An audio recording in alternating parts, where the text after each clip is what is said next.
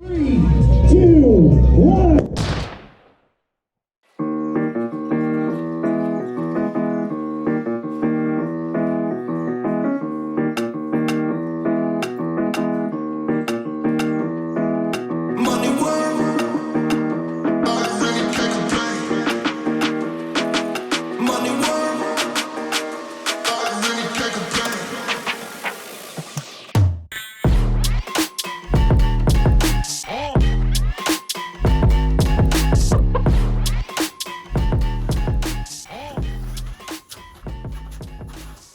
What?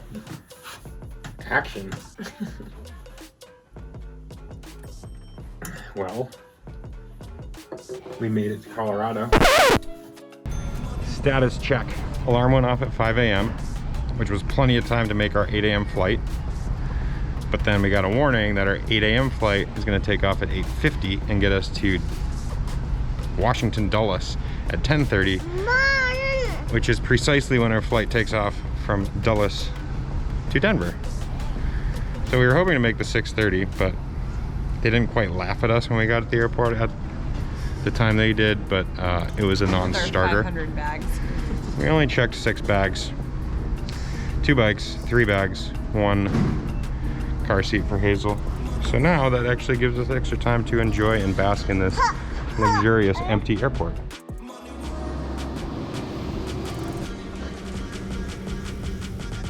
I would characterize the entire day yesterday as one of rushing. We went sprinting through Washington Dulles Airport. We made it on our flight. By some miracle, our 6 checked bags made it.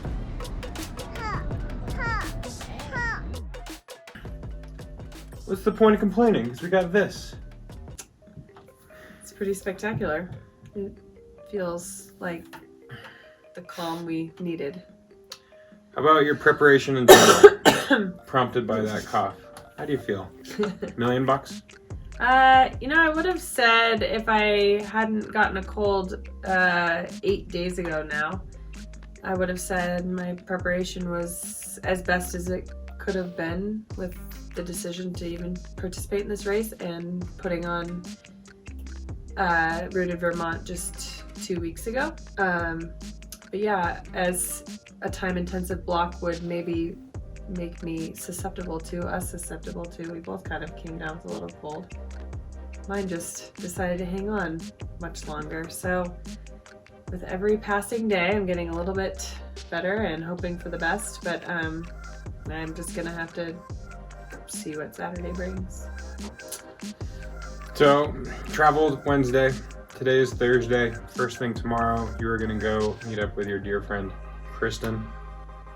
Go down to Leadville. Go to a pre-race meeting. Do a shakeout. I'm on full Hazel hangout. Moo moo.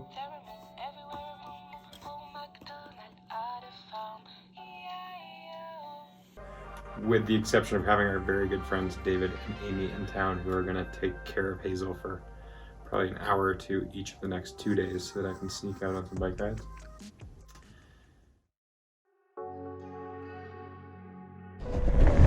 Shakeout ride. Trying to just pedal as easy as I can while going uphill. Not overthink the legs and how they're feeling, because they're not supposed to feel good the day before. Going off the back of the belt buckle, mind you, for our cutoff time, level 100 champ, he's not live with you today, but he's supporting you. Make some noise for Dave Reed out here, Dave. He's also full out, full of great guts and determination. And he goes 3, 2, 1. Laura's off, hustling back to our van. We stayed about 2 blocks away from the start last night, which is pretty ideal for a seamless pre-race routine in the morning. I'm heading to Pipeline to meet her at about 28-mile mark, and I'll see her 3 times throughout the day for a handoff. And she seemed great this morning. Just hoping for a good race day ahead. Got my hat on, easy to find. Well, my day, the first few miles started off relatively smooth. And then around mile 6, as we're starting to head up a climb, someone kind of locked their bar into mine and knocked me over, which was no big deal because we weren't going very fast. But no big deal, but you got a sweet scab out of it. yeah. But it just knocked me out of the place in the group, which is sort of just it's the first little kind of blow where you're a little bummed. You get back on your bike and you're like, all right, it's fine. I didn't drag back that far. But I've been excited just to be riding up with some of the front women. And then around mile 20, heading down the pipeline descent, which is far chunkier than I ever remember it being, I think due to a lot of recent rain. I was pretty bummed to feel my rear tire on the rim, and tried to tell myself to be in a good headspace and not be flustered. Pulled out my plug kit, plugged the hole, and then saw that there was a second hole that was also spurting. So also plugged that one, and just was like trying to remind myself that these things happen and there's still a long way to go. And especially after my unbound, I was not about to, it was just, there was only, finishing was the only option for me. So I did a lot of more solo riding than I did in 2013. I think I dug a little deeper in some areas trying to make back time. So I found myself struggling up Columbine. But then kind of got a second wind after that. Nice job. Caught some women on the back half, and the last actually 5 miles caught 2 women. Yeah, Laura! Woo! Yeah, Laura! Good job, Laura! And I don't know, I have to say I'm satisfied with my effort.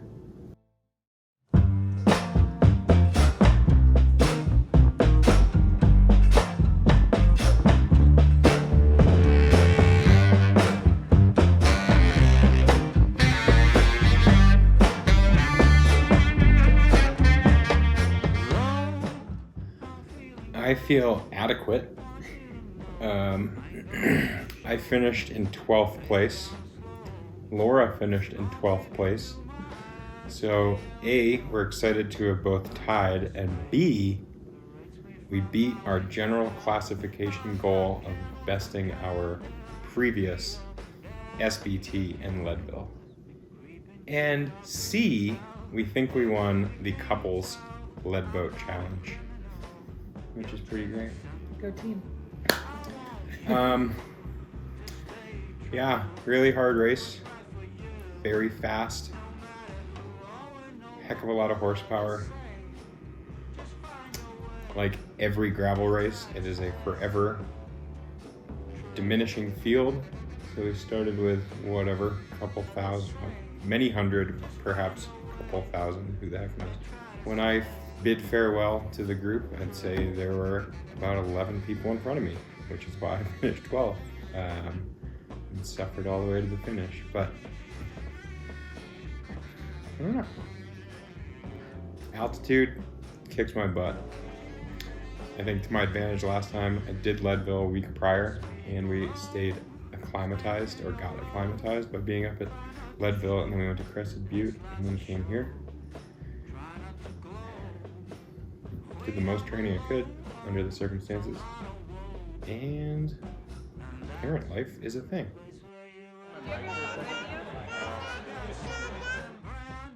Thank you. Welcome. What'd you order? I ordered a quarter pounder with cheese and a McFlurry because that sounds delicious.